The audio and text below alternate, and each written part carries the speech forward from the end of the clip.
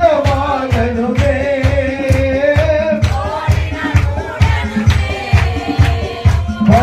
பரிசுத்தமாகணுமே ஐயாசை வாழும் ஆவியான தேவாலய சகல